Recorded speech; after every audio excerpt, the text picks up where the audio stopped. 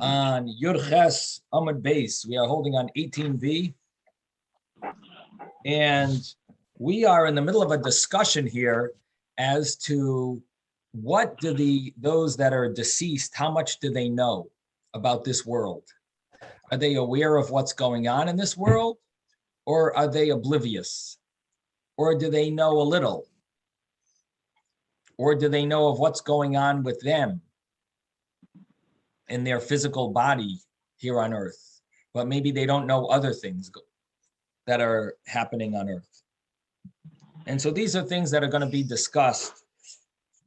We already started this conversation, and we mentioned that there was a verse that said, "V'hamesim einam yoidim mu'uma." We had a verse that said that the deceased don't know anything. And that implies that they are totally oblivious of what goes on in this world. Now, the verse that implied that, or it seemed to be saying that clearly, the other rabbi said, well, you got the totally wrong meaning of that verse, because really, in truth, that verse does not mean that at all. That verse that the Mesim Einam Yoidim U'ma, the dead don't know anything, that's referring to the wicked. The wicked don't know anything. Einam Yoidim U'ma. And however, that's not talking about deceased people. And deceased people are actually aware of everything. So this was an argument, Rabbi Chia and Rabbi Yonasan. And it started with the fact that Rabbi Yonasan's tzitzis were dragging in the cemetery, and it was embarrassing, mocking the deceased. And so Rabbi Yonasan claimed, what did I do wrong? They don't know anything. They're totally oblivious. And Rabbi Chia said, no, you got the whole wrong meaning of that verse. They really know everything. And they see what's going on. They see that you are mocking them with your tzitzis. So this was an argument of Reb Chia and Reb Yonasan. Again, Reb Yonasan had a very extreme understanding that they don't know anything. And Reb Chia argues with him and says, no, they know everything. They see what's going on. They see when you're walking by, and when your tzitzis are dragging on them, it's mocking them. That was Reb Chia and Reb Yonasan. Now, the Gemara jumped, and it brought a story of Benayahu ben Yehoyada, who it proves from this story that, or these verses, that even the dead, they're aware. This was Reb Chia proving that the dead are aware of what's going on, because it calls Benayahu ben Yehoyada, it calls his father Chai, Ben Ish Chai, a live person. So that proved that even though he had died, or he's still called the Ben Ish Chai, he's called the son of a live person, because his father was so righteous, he was always considered alive. And therefore, the interpretation of the verse before, that the Mesim don't know anything, the deceased don't know anything, and the Chayim know, that's referring to not deceased people or live people. It's referring to righteous people or wicked people. Yes, Yehuda. Yeah. So, but what the example you just gave, that's talking about somebody who's righteous. So, but what about the rest of us? That's a good question. The idea of the Gemara is saying that the verse that we're trying to prove that deceased people don't know anything doesn't mean deceased. It means wicked people, even in their lifetime, don't know anything. So it's not really referring to death or life. It's referring to righteousness and wickedness. And the meaning behind the verse doesn't mean that the live people know. It means the live people take consideration of what's of the fact that they're going to die. Okay, so the righteous take that into consideration. It says the the verse, the specific verse says, "Hachayim yoidim sheyamusu." The alive know about their death, meaning they take that into consideration during their lifetime that they are going to die, but they're always called chayim. They're called chayim, they're called alive even afterwards. Verse that you want to prove that the dead don't know anything doesn't mean dead. It means wicked people, and it's not specifically talking about their death. The wicked people, even in their lifetime, they're considered dead. So it's basically saying that our translation of the verse is wrong. That's all. That's really what we're saying. We're not saying that the dead don't know anything in the future life, and the righteous know stuff in the future. We're saying that the dead are even dead now. In other words, the wicked are even dead now, and the righteous are alive even after their death. Now, if you want to extrapolate from that and say, well, sounds like if the righteous are considered alive after their death, that means that they know.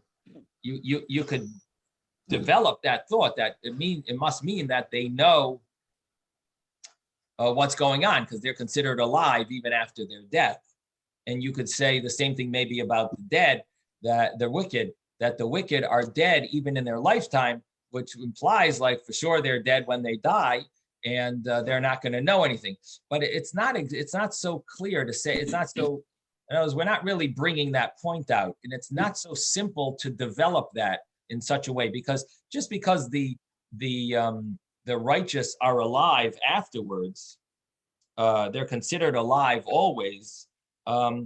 It doesn't necessarily mean that they are aware. Let me just look at the Gemara for a second. The Gemara here, it doesn't prove. See, Reb Chia doesn't really prove that his point. He just disproves the other rabbi's point. And so he's not really proving how much they know, even though we understand that he's saying that, that after people die, they know everything. But we're not really differentiating with regard to deceased. If someone's righteous, he'll know more. And if he's not righteous, he'll know less. Whatever the wicked know now, they will know later. The wicked are called dead and the righteous are called alive. And the translation of the verse is not like Rabbi Yonasan thought. So we've disproved the meaning of the verse, but it doesn't exactly develop into clarity as to if the wicked are not gonna know as much as the righteous after they die.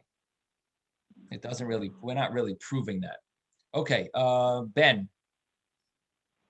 Ben. Yeah, I wanted to say that it would seem to me that this argument is making fun of the poor or the ones that have nothing, because they are considered dead too. Like you learned from Jacob that when Esau's angel or Esau's son took everything from him, he was considered dead. Right. But he was a righteous man. So that's interesting. The Gemara says that there's 4 people that are called dead. And one of the people that's called dead is if someone is poor, someone who's blind. But they're not mentioning the poor. They're only mentioning the wicked. The Rasha. Because our Gemara, the goal they're making. There is a Gemara in Tractate Nedarim that says Arba'a nechshavim kames. There are 4 that are considered dead, and it goes through all 4 in that tractate. Our Gemara is not trying to tell us this interesting insight that there's 4 people called dead. It's trying to translate a verse that says the Masim don't know anything. We're trying to figure out what does that verse mean. So in our Gemara, Rabbi Achia explained that the Masim of this verse refers to Rishayim. That's what it means that they're called, that they're dead.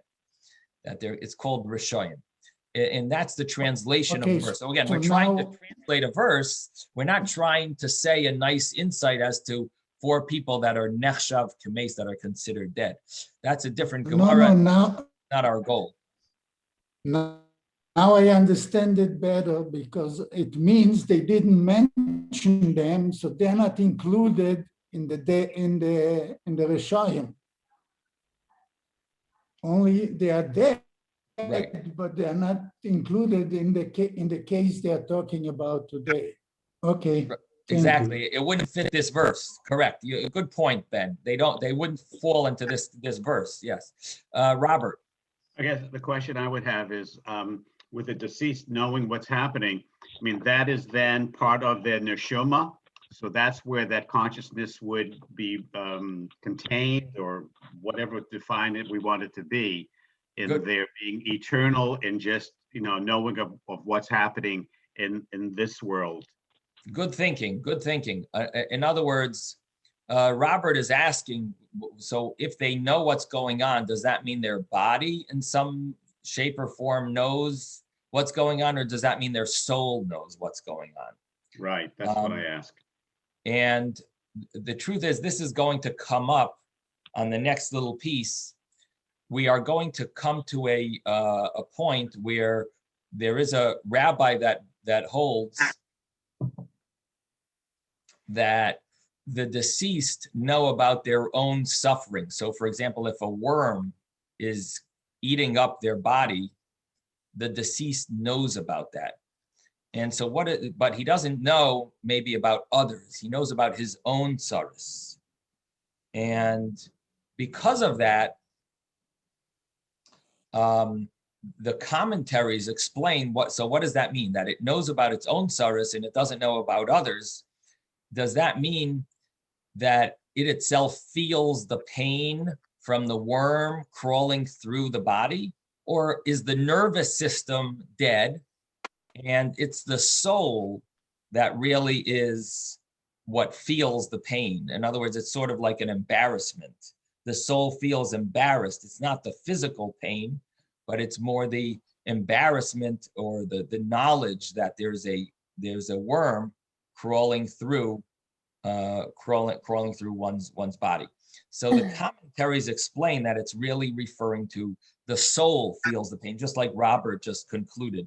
So I'm just mentioning the source of this is actually the next little piece and the commentaries on it that they mention this idea. So that's more or less the discussion here as to the feeling of pain or the knowledge of what's going on. It's the soul is aware of what really is going on. Okay, so Ben, you have a question? Rabbi? Yes. Yeah, I wanted to say, we just learned about transferring bones. And that was that we know the body disappears, but the neshama keeps on living. And the neshama, of course, is the one that would know. Because after a little while, you can transfer the dead by just moving their bones. There is nothing else left. They have the neshama, but they don't have the body. They have Right. only bones. Good point. The nervous system is not there anymore, you're saying. So they don't feel the Right, pain. right. The nerves are no longer there. Yes, Robert. I just, reflecting on Ben's comment, isn't there some prohibition of disinterment of a Jew once they're buried? Or is there compensation, dispensation for that? I always thought that Jews once buried should not be removed. So there are reasons, there are cases where it's allowed, in, for example, to bring someone to their family plot, Okay. to bring someone to be buried in Israel or in a more honorable grave and so on. So, it's discussed among the codifiers of law when it's allowed. But you're right, it's normally not appropriate to do. And if they try to, they want to build a road over a cemetery or something, we normally try to fight it and Right. say, we don't want to move the grave somewhere else because it's not honor to the graves that you want to road here. We're just going to, we're going to just move the graves somewhere else just because of your road. So you have a good point. Yeah, that's correct. Yes, Yehuda. Well, the first example of that was Moshe moving Yosef's bones. Right. Correct. The only thing is there, I don't know if it's a good proof because the bones weren't exactly buried. They were in the water. So maybe it's not a perfect proof. That's all. Okay. Close enough. Okay, so we did mention this verse, a very poetic verse that we spoke about yesterday. Also, this Benayahu ben Yehoyada, very interesting. This man was so great, Benayahu ben Yehoyada. He was a tremendous scholar and a great warrior, and he went to the mikvah broke the ice and went to the mikvah. He studied the whole Sifra, a very hard book,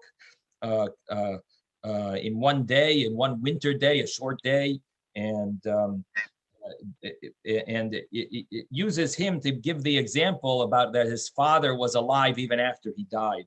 It's interesting. There was a rabbi who lived in the end of the 1800s, rabbi, a Sephardic rabbi in Baghdad, the rabbi of Baghdad. It was called the Ben Ish Chai, Reb Yosef Chaim, and he considered himself a incarnation of Benayahu ben Yehoyada. He was a Sephardic rabbi in Baghdad, chief rabbi, and he wrote a number of books, and each one he named after one of the words in this verse. So one of the books is called Benayahu, another book is called Ben Yehoyada, Rav Pa'alim, and he liked maybe a fourth. gematria. What is that? He liked gematria. Yes, very, very all on He did yes, he loved all different types of Kabbalistic insights. Yeah. So in any event, so he considered himself a Gilgal of Benayahu.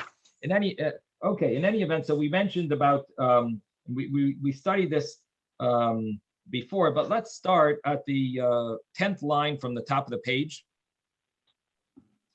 and we'll just conclude this this little piece that we're translating the words of the verse. This is what I was discussing. Now let's read it inside.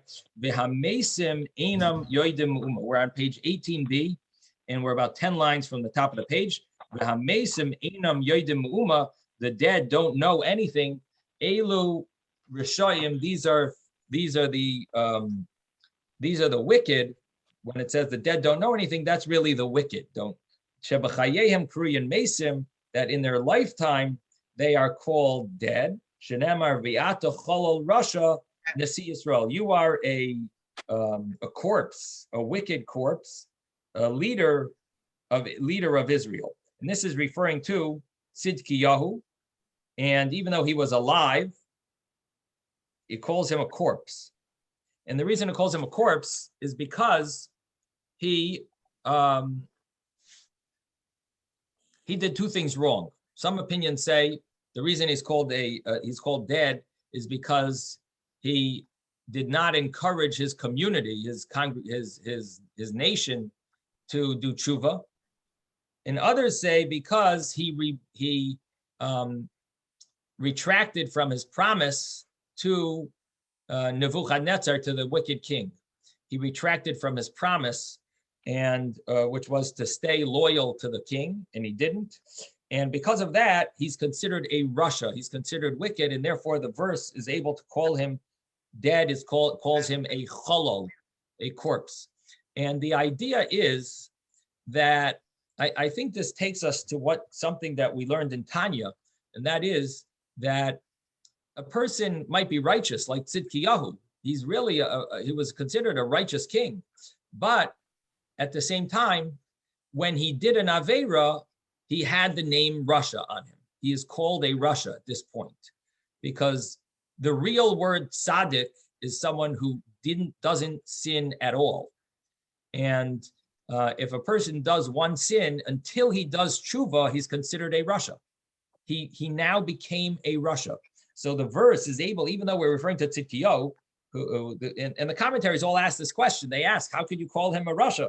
How could we consider Tzidkiyahu? The verse is explaining why the commentary, the Gemara is explaining why the verse calls him a rasha, because why it calls him dead is because he's a rasha. The commentaries all ask, what do you mean? He's not a rasha, he's not wicked. He's actually a righteous, he was a righteous king. And so the commentaries come up with there's two answers. One is that he did not get his community to do tshuva, to repent. He didn't encourage his community enough to repent. And the other one is because he backed out of the promise that he had promised Nebuchadnezzar. And because of that, it calls him a rasha. So again, my point that I'm explaining is that he's called a rasha, even though he's really a tzaddik, he's still called a rasha because he didn't do tshuva yet for this sin, whichever sin it's referring to. Because he didn't do tshuva yet on this sin, he is called a rasha. And then the Gemara continues with another option of explaining the source that the dead are called, that the wicked are called dead. If you want v'iboyis, if you want ema, I will say another source, another option for a source, mehacha, from this verse. And the verse says, al pish nayim edim, oy shloisha edim, yumas hames. According to the testimony of 2 witnesses or 3 witnesses, the deceased, the dead, dies, is killed. So what that means is that if you need at least 2 witnesses in order to give someone the death penalty. According to 2 witnesses or 3, you can give a death penalty to the mace. Now, the proper wording should be, you give a death penalty to the person. And the verse says you give the death penalty to the deceased. Now that doesn't really flow, because if the person is alive, and when you give him the death penalty, then he will become deceased.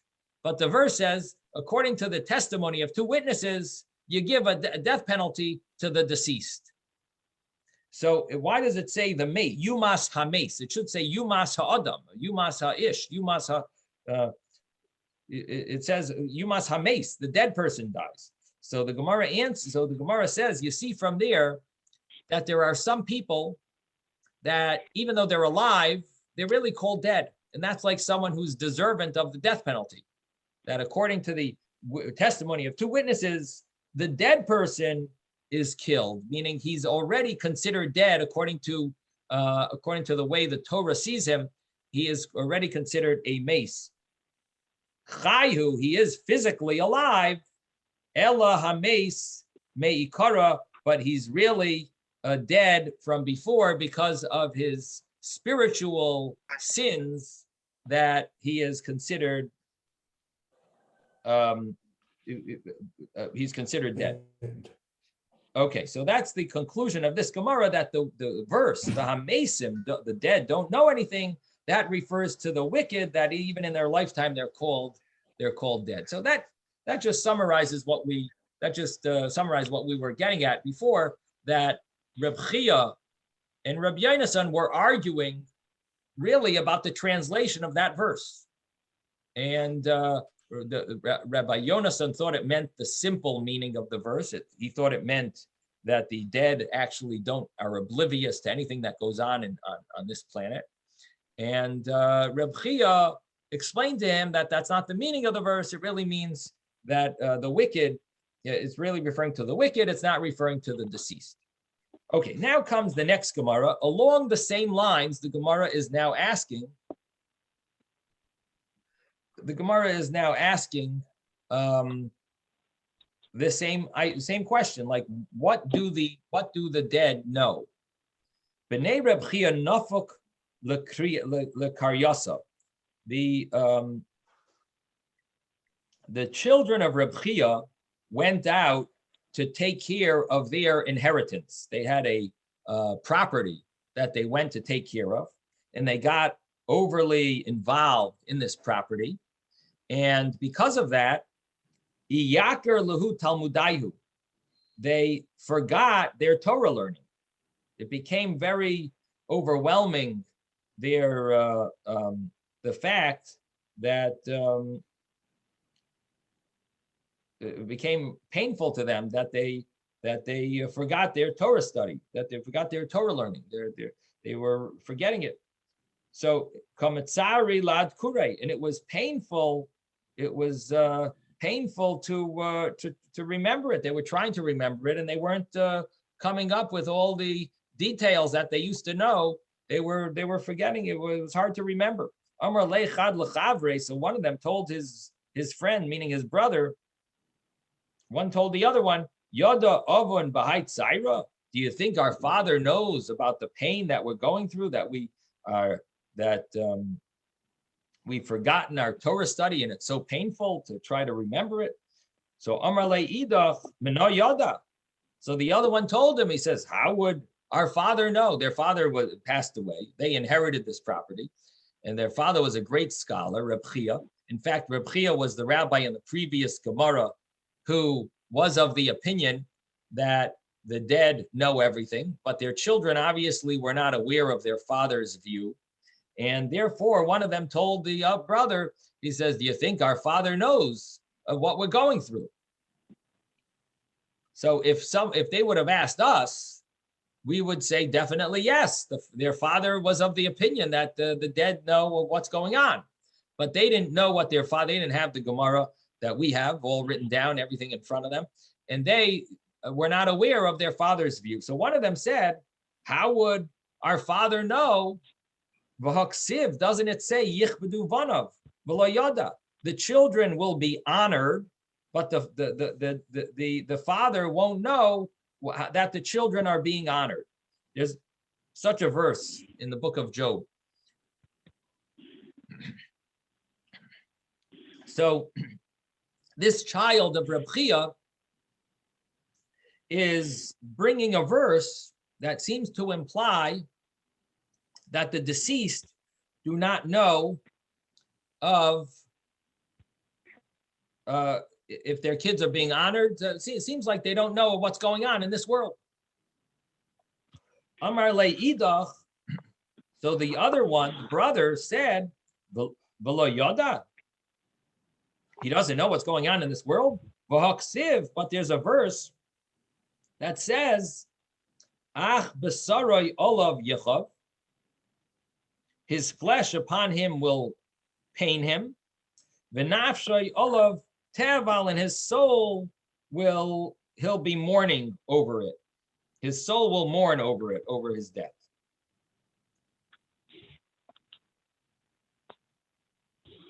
V'amar Reb Yitzchak, and Reb Yitzchak explains this verse to mean kosher rima lames, a worm to a dead body is painful, kemachat, like a needle, bevasar hachai, in a live person. When you prick someone, with a needle, that is what it feels like when a worm is crawling, is eating up the body of a deceased. So it is painful, and this is the meaning of the verse. Rabbi Yitzchak says that his flesh will be painful to him. So it sounds like the deceased, they know what's happening to their body.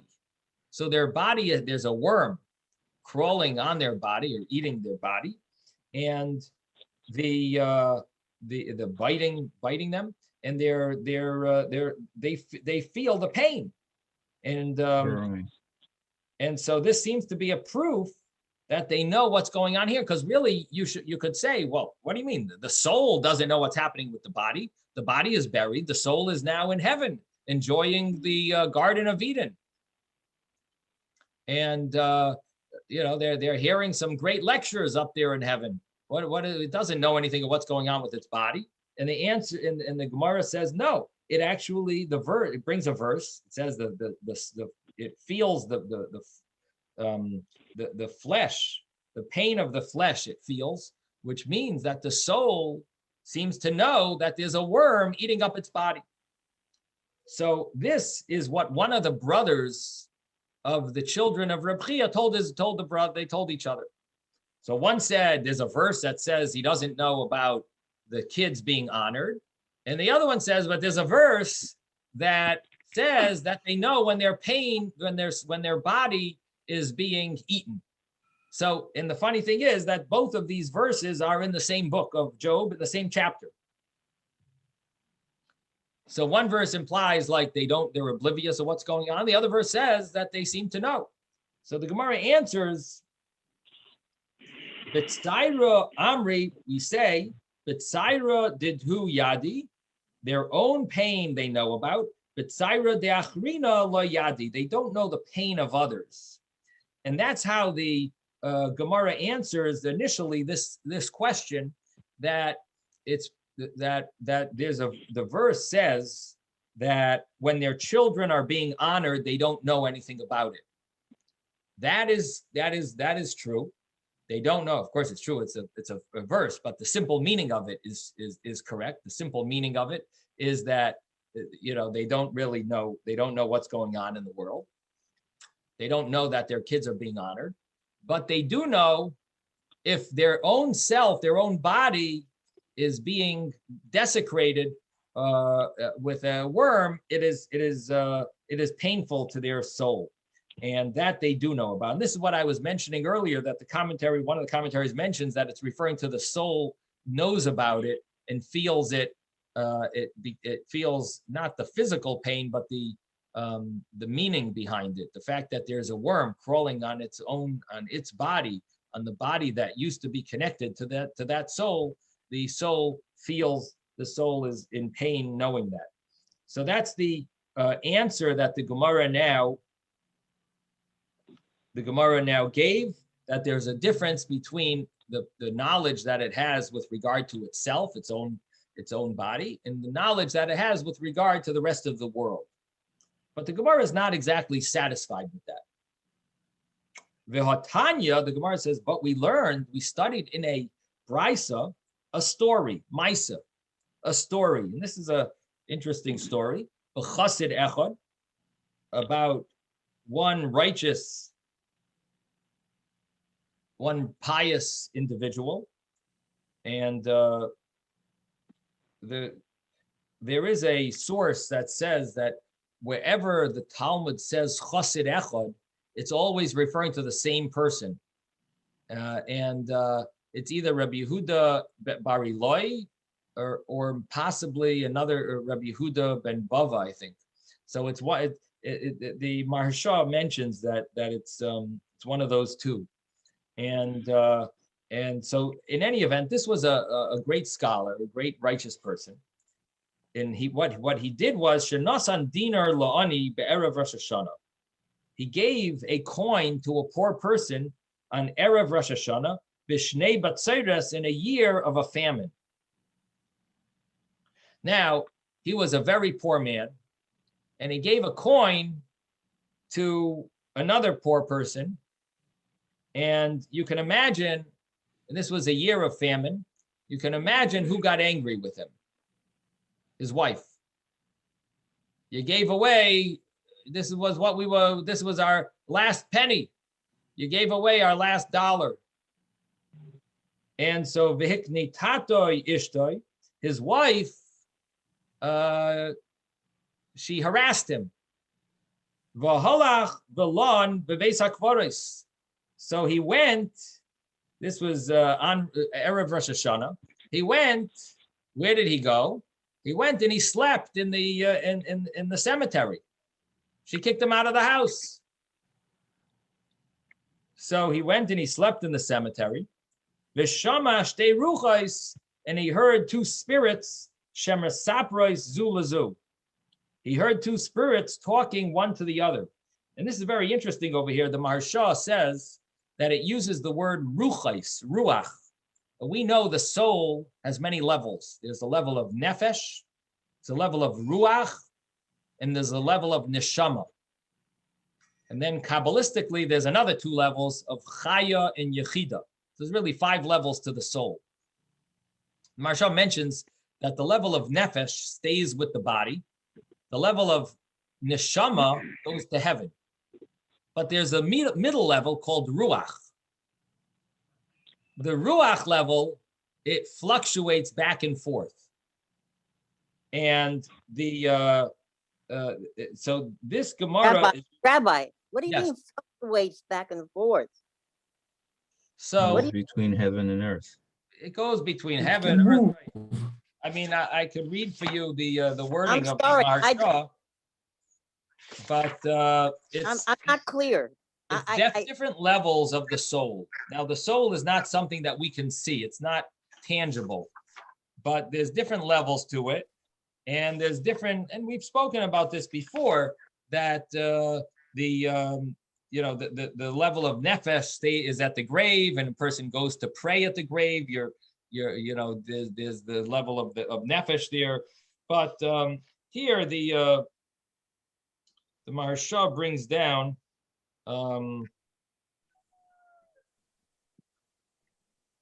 let me read it. Is this, all right, you're saying that one of the levels of the soul goes back and forth? Let me read it. Freely? It's a few lines. One second. Let me read it. It's I'm known sorry. that a person has nefesh, ruach, and neshama. The nefesh is the chaymer. The nefesh is more like the matter, and the neshama, which is the third level. So the first level is like the matter, and the third level is the tzura, the form. V'haruach, which is the middle level, the second level, who be'emtza, it's in the middle, hamadabkon, that connects them all the days of the life of the person. So there's the middle level that connects the matter of the soul to the form of the soul. So it's called the chaymer and the tzura. The chaymer is more the physical part of it, and the tzura is more the spiritual part. The only thing is, keep in mind, it's not a physical thing. So when we say the I physical understand. part of it, it means It's not physical. it's not exactly physical, but it's more the matter part of it. So there's the matter and the form, and then in between the two that connects the two is called the ruach, the spirit.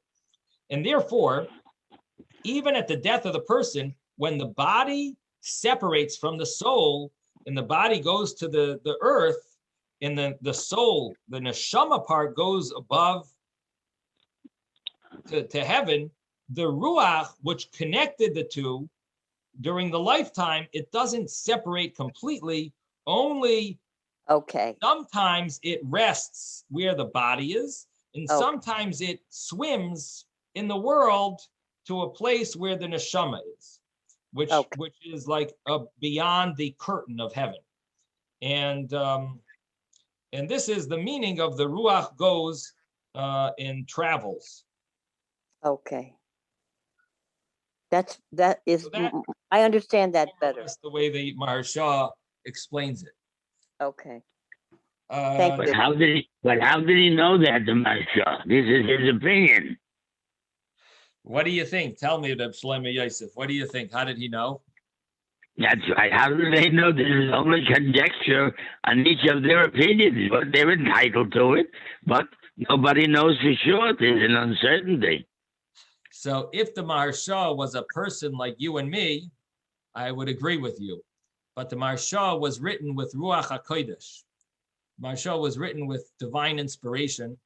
And what he's writing is either he himself sees it in the spiritual realms that we don't see, or he was given the knowledge from the spirit from Hashem that we were not given. But you're right. You and I wouldn't be able to say that, but the Maharsha is able to say it. So that's how he knows it. So this is. Does that answer your question? That's nice. That's your opinion. That Okay. he knows it. All right. Okay. We have to accept it as it is. Okay.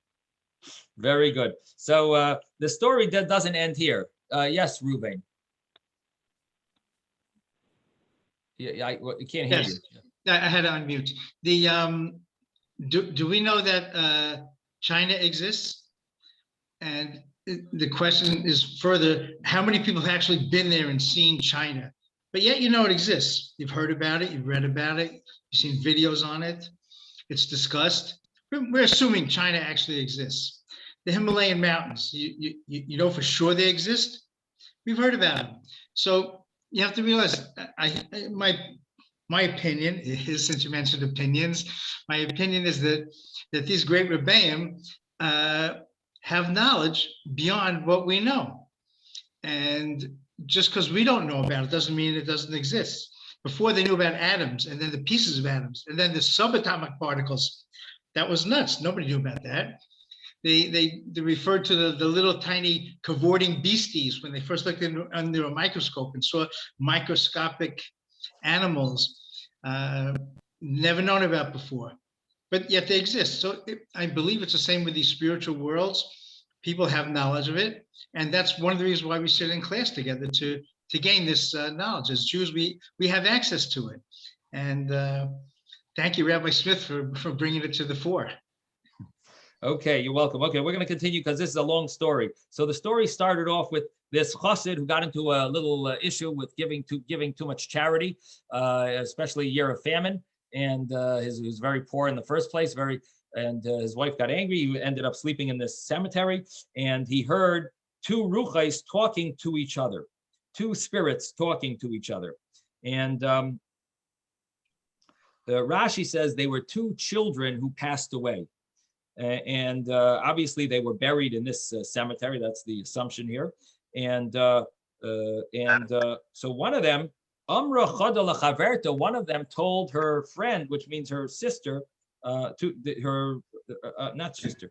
There were two friends. Yeah, her friend told her friend. The other young girl who passed away. One of them told the other, Chevrasi, my friend. Let us go and, I don't know if swim is the right word. It's sort of like travel. Let's like fly. Let's fly in the world. And lost the place here. Let's go fly in the world. V'nishma, and we will hear ma'achrei hapargud from beyond the curtain. Ma paranas b'laylam. What type of tragedies or what happenings are going to happen, negative but bad happenings are going to happen to the world, what punishments are going to happen to the world. Let's go get the news. In other words, after the we like to turn on the news and find out what's going on. So the souls, they want to know like what's going to be in the world. That's the maybe they one of them asked the other one, let's go and let's go up to heaven. And we'll hear what's going on, and we'll at least we'll know what the latest is, what's going to be in the world. Amar lo chaverta, her friend said to her, Eini yechayla, I'm not able to. Shani kavura v'machatzeles shel kanim.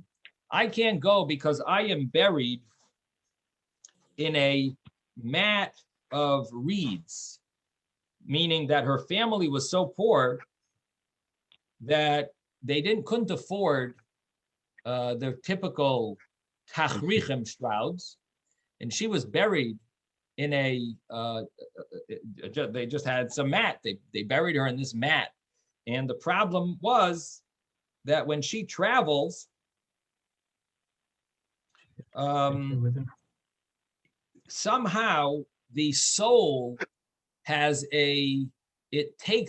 it's visible in the soul what the body is buried in.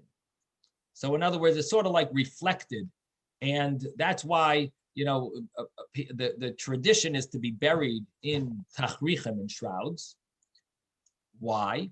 Because that's the soul is actually going to reflect that in heaven. In other words, the soul, it'll be visible on the soul, the fact that the body is buried in shrouds. Now, this girl who was buried, they were very poor, and she was buried in mats. She's embarrassed to go traveling around because her soul is going to look like the mat that she's buried in. It's going to be visible that she's not buried like everyone else. And therefore, she says, I can't go around. You go find out what's going on, and you'll come back and tell me what the latest is. So, Ela l'chi'at, you should go. Umasha'at shemath imrili. What you hear in the heavens, tell me. She went and she flew over to the curtain of heaven, behind the curtain, and she and then she came. And her friend said to her, Chavrasi, my friend, Mashamat, what did you hear? From beyond the curtain. Amr Allah, she said, Shamati, I heard, Shakol Hazareya Baravia Rishaina, whoever plants at the first rain, Barad Malka Oisai, hail is going to destroy their plants. So this is, you have to understand, this is this chassid, this righteous, pious individual is trying to sleep in the Beis HaKvaros in the cemetery, and he hears the two souls talking to each other, and one of them travels up to heaven and finds out this inside information about when it's going, what about the planting situation, about the farming, and he hears that they said, if you plant on the first planting, the hail is going to ruin your plants. Now, what does this mean? The first rain. So the Talmud in Tainus, in Tractate Tainus, and the Mishnahs in Tractate Tainus, it talks about. In fact, we read it in the Shema. Yoira umalkoish v'nasati esav b'sadachal v'emtecha v'yachalta b'zvata. That it says, v'nasati b'taratzchem bi'itay. I will give you your rain in its time. Yoira umalkoish. Yoira is the earlier rain, and malkoish is the later rains. There are certain times that we expect rain in Israel. In Israel, it rains only in the winter. In fact, if it would rain in the summer, it would ruin the crops. It rains in the winter, and there are certain times that it's supposed to rain. If it doesn't rain by a certain time, we start actually asking Hashem, making prayers and making fast days for the rain. And so there's certain dates that the rain is expected by. So there's the earlier rain is supposed to be on the 17th day of Cheshvan. It's like a month after Sukkot. And then the next rain, the second time is a few days later on the 23rd of Cheshvan. And the third rain is Rosh Chodesh Kislev, a week after that. So there's 3 times that we expect that there's the earlier rain, the middle rain, and the later rain. And these two souls were talking to each other. And one of them was telling the other one, I heard that if you plant at the first rain, everything's going to get ruined in the hail. Barad Malka, he said. So what did he do? So he wakes up after Rosh Hashanah. He goes and makes up with his wife. And he went and he planted by the second rain. He said, I'm not going to plant for the first rain. I'll plant for the second rain. Because the first rain, I know. I have inside information. So he didn't plant. He planted for the second rain, the 23rd of Cheshvan. And the whole world was ruined. The whole world, everyone else's grain or whatever they planted was ruined. Shaloi loylaka, but his did not get ruined. And Lashana Hacheres, next year,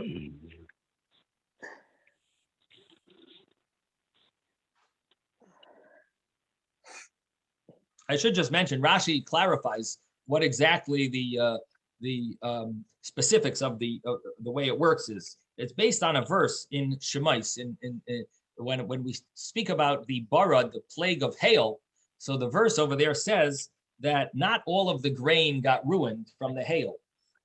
It says that the pishta and the sa'ira, the flax and the barley. Thank you. The barley. They got ruined, but the wheat and the spelt did not. Why didn't the wheat and the spelt get ruined? So it says over there because that the wording right. So it says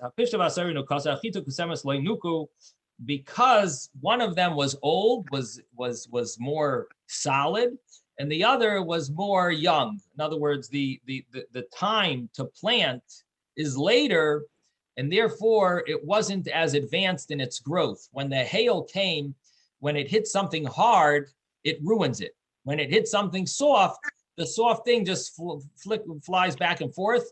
In other words, the leaves, just the grain, the standing grain, it's not strong yet, so it's fine. It's not, but once it gets strong and advanced, you can't really change it. It ruins it. It breaks it. So that's what happened with everyone else's grain. It got ruined. He went and he planted by the second rain, and that's when the hail really came. The hail came at the second rain, but because he had just planted then, it did not ruin his planting. It ruined everyone else's because theirs was already more strong and set in its way, and therefore his did not get ruined, theirs did get ruined.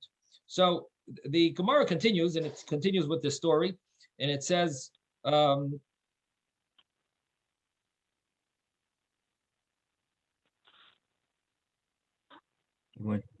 He went back to the says, cemetery a second time. Allahu v'zara, I'm sorry, Lashana ha'acheres.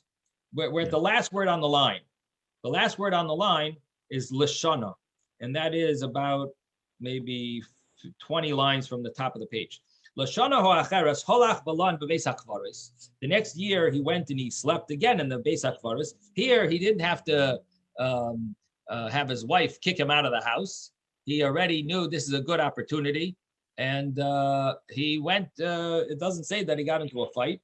He just went there, went and slept in the Beis HaKvaros. And Veshama Oisen Shtei Ruchos, and he heard the same two spirits. Shemasapre Zuim Zu, they were both talking to each other.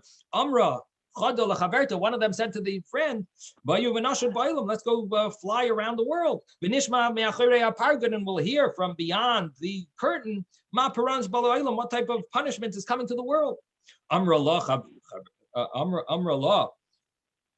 Chaverti, my friend, she said to her, my friend, didn't I tell you? I can't go. Shani Kavura, I am buried in a machatzela shel kanim. I am buried in a mat of reeds, and it's embarrassing for me to travel. I don't travel.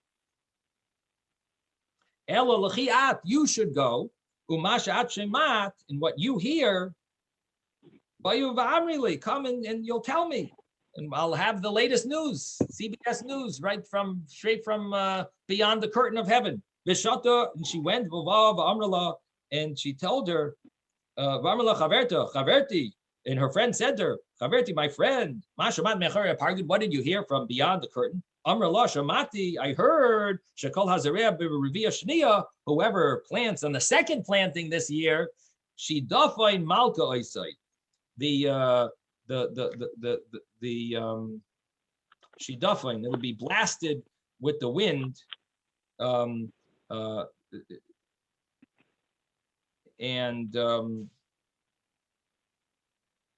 Is it wind or is maybe Rashi says Malke Harach.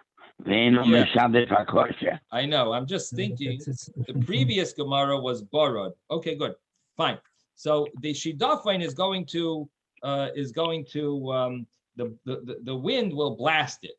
Now this is the exact opposite of the Barad of hail, because hail, it affects the hard, it ruins, but it doesn't ruin the soft, the weak. And the Shidafain, east wind, that it blasts the grain, that only if it ruins the weak, and the thin, it doesn't ruin the strong. So what did he do? So he went and he planted on the first rain so that it would be nice and strong, so that the Shidafain, this east wind, the wind that will blow on it, it won't ruin it. The whole world was blasted, and his was not blasted. So now his wife is starting to have questions. Here, this guy is busy learning Torah, and all of a sudden he's like, somehow he's planting. He's becoming like a pro at planting. Everyone else doesn't know how to. This guy is everything seems to be successful, and everyone else is crying, and he's doing fine. How did she know? How did he know? Well, so why last year was everyone in the world their crop was ruined, and yours didn't get ruined. And now again this year, everyone was blasted, and yours was not blasted. So he told her all of these things. What happened? So now he gave her the secret. And he told her what he heard. And Amru, they said, it didn't take long that there was a fight between the wife Ubein Ima Shel Riva and the mother of that child that was buried. And that was buried in a mat of reeds. So they got into a little fight. And what's very dangerous about a fight is you like to shtech each other. People like to say nasty things while they're in the middle of a fight. And somehow it makes them feel like they won. The more nasty you get. So Amra Allah, so she said to the mother of the daughter who passed away, she said to her,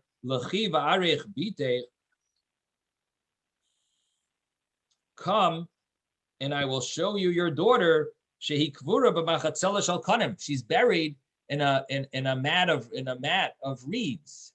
And so she was trying to be nasty and tell her that, you think you're so good? Your daughter is buried in a mat of reeds, which is quite a nasty thing to say, very shocking. But, I think the point that we have to learn from this is how dangerous it is to get into a fight. We lose ourselves. Once you get angry, people lose themselves. In Kabbalistic writings, it says that once your anger is aroused, it connects to like the highest levels of power in heaven. And so anger, there's no limit. It goes beyond even your regular capabilities. When you get angry, it actually connects you to a higher power of anger that you're able to go much more than logically you would want to be angry. So what that means is a person has to always be very careful when they get angry. Anyway, so she said this nasty thing to this mother of this child who passed away. So Holach Valon Bebesak Forest, Lashana, I skipped the word. Lashana, the next year, okay, so that's the end of that story, the end of that part of the story. They had their argument and she said a nasty thing. The next year, what happens? This chassid, Lashana Hacheres, Holach Valon Bebesak Forest, he went and he went to sleep in the cemetery. V'shama oisan ruchais, and he heard those spirits that they're talking to each other. Amrullah chaverti, Amrullah, one of them said to the other one, chaverti, my friend, let's go fly around the world. And we'll hear from beyond the curtain, what type of punishments coming to the world. Amrullah chaverti, her friend, she said to her, chaverti, my friend, hanichani, leave me alone. I don't want to go. Devarim shebeini levein, when we talk things between me and you, kvar nishmeu bein hachayim. It's already heard among the living. The living know what we're saying. And so the Gemara brings this story to prove Alma Yodi. We see that those that passed away, they know what's happening in the world because they knew that this woman made fun of the mother of this girl and told her that her daughter is buried in a mat of reeds, and they knew that it came from their discussion. So we see that they know what's happening in the world. So this is the Gemara's question. We're going to stop here. But that is what we see from this story, that they know about what's happening in the world. I guess the other point that you see is that they also see they also find out things about the world, like they want to know what's about what punishments are happening to the world. So it seems like these things they're not oblivious to the world from that as well, from the fact that they're finding out about the rain and about the growth and so on. It would seem that that would also be a source that they see, see things in the world. But the thing is, Rashi says that we see that things that are spoken between the living, they hear, they know what we're saying. Okay, let's see. Ben had his hand up for a long time. Yes. Yeah, I wanted to say that about the planting, the barad hits the stronger plants because they have resistance. The younger plants are so soft, they're flexible, they just flex and don't get hit so hard. And the shidafon is a dry wind, which dries out the plants. So the little plants dry out quicker. So you want to plant them the first time. Thank you so much, Ben, for explaining that. Ben knows all about agriculture. So yeah, it's great. Thank you so much for that. I wouldn't have known that. So it's all about drying it out. The blasting is about drying it out. Right. The little plant hail- dries out quicker than Right. a bigger plant. Yeah, I totally would not have guessed that. So that's great that you're sharing that with us. Okay, Yehuda, you had a question. Yehuda? I can't hear you. You need to unmute.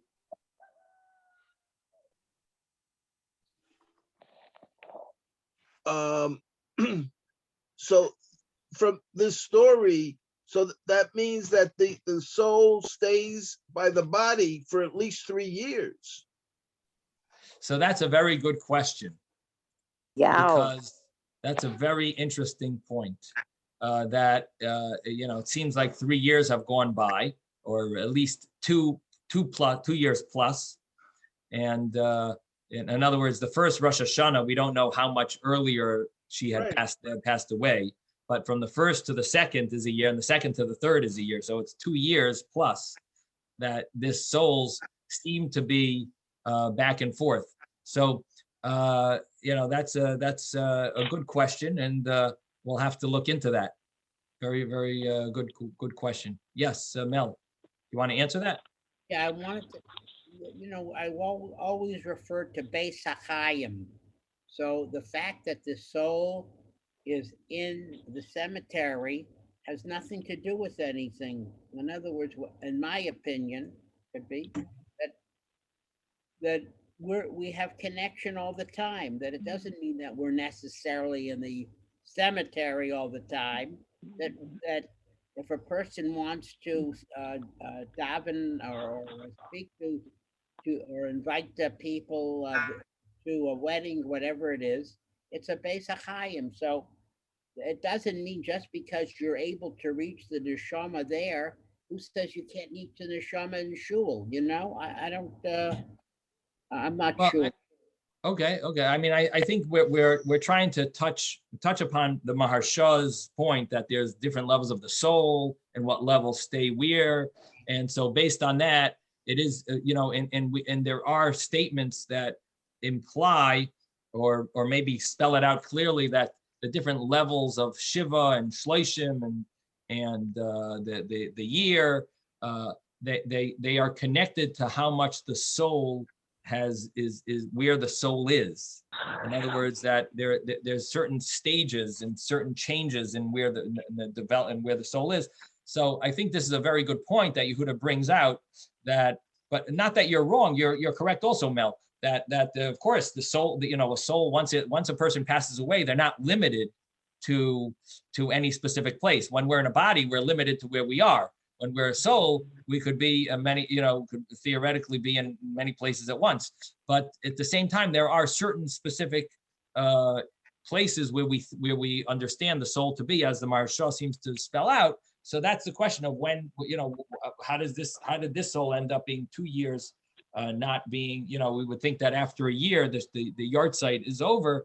that this level should have completely been accepted into heaven, so to speak. So that's a very good question. And again, we're trying to tread on turf that we don't really have such clarity on. So we'll have to see if there's any sources and discussions. This is not taught in regular yeshivas, like where the soul is. Yes, Yehuda. Rabbi, oh, Just 1 second, Yehuda. Yeah, and my second question is the tachrichim. Why would that limit the soul? So it's not limiting the soul necessarily. It's there might be such a shot. I don't want to say that that's wrong, because there is another explanation. I gave the explanation that it's embarrassment, that the soul is embarrassed because the body wasn't. But there is another explanation that I think it's that until the body disintegrate, until the body decomposes naturally, the soul can't travel. And in this case, depends on what they use to bury. But it being that they use this sack, it doesn't decompose as fast as tachrichim, as shrouds. And so the soul was not able to travel. That's a different explanation. I didn't mention. I was going to mention it tomorrow. I sort of. But in any event, you have these two explanations. But either it can travel or it was embarrassed to travel. Those are the two ways of learning it. Will you excuse me, Rabbi? I have a doctor's appointment, okay? Take care. Sei gesund, Susan. Sei gesund to everybody. Okay. Someone had a question. I think David. David, did you have a question? yeah. No, I was going to ask, I was going to say that in Rabbi Zevin's book of Hasidic Tales, there's a particular story about a Rebbe that sends his gabbai, his assistant, to the cemetery to convey a message to somebody that's there. And he explains to him that not all the souls are near the graves all the time. You have to go into the cemetery and you offer to give tzedakah on behalf of the soul that will send the message to the soul that you're trying to reach. You get one of the people that are hanging around near the graves in the cemetery, and they'll go to convey your message to the person that you're trying to reach, in order to get the merit of being able to give physical coins to charity on behalf of the person who's sending them on this mission to get the message across to this other person that's not there in the cemetery. So in other words, one soul tells the other soul. Right, and he's conveying the message like whoever's hanging around, come and get your mitzvah and convey the message for me. So the Rebbe explains to the assistant, this is how you're going to transfer, because some of the souls are hanging around, some of the souls are back and forth, some of them are not so in touch with the physical body. Right. Okay, that's a good point. Thank you for bringing that up. I guess it adds something to the when we do our research. It adds another element to it. I've heard that same I don't whether it's an Agadah or whether it's I've heard that about offering some little money to the soul who's there in order to reach the one you want to reach. Okay, Yehuda. Yeah, to what Doug just said, but I thought that once you're deceased, you can't accumulate mitzvahs. No, the merit. I think it means the merit. But others can do it for them. Exactly. Shlomo Yosef explained. It's a donation. It's not an accumulation. The deceased gets the merit of the mitzvah. In other words, because they did it in his memory. So when charity is given in someone's memory. I'm sorry, Ezra, you had your hand up before. I'm sorry, I didn't realize. Yes. Well, it's like when you're saying Kaddish and you lift the soul further up. But I'm a little bit surprised that the Chassid did what he did. I mean, he is privy to what Hashem is planning to do. And I mean, he already knows what his wife is, how she is. Why would he even say anything to her other than to say, Bidei Shamayim, it came, and that's it, and just leave it alone. It's I guess we learned from the story of Shimshon that it's not always easy to, you could try to push things off, but sometimes they women can get information out of you. I don't know. I have no idea. Sometimes it's hard to But I guess you're right. I mean, like you don't, if you see a doctor, you don't expect him or a social worker or a therapist or something. You don't expect them to tell their spouse about personal things, right? They have to be confident. So there has to be a certain, they have to, keep keep information private. So it's a good question. Again, definitely a very good question. It's especially like the detail, that specific detail. If he wanted to say that I heard about this, fine. But then to say that, the full detail, which might have come to embarrassing someone, that it is surprising that slipped out and that he said that. He lost the conduit to, Yeah, right. Okay, Ben. Yeah, and not everybody that sleeps in a cemetery would hear the ruchot. He was he had the right to listen to it, right, but not transfer it, So it's a good question. Ezra is, very good question. Very good point, Ben. Okay, everyone, take care.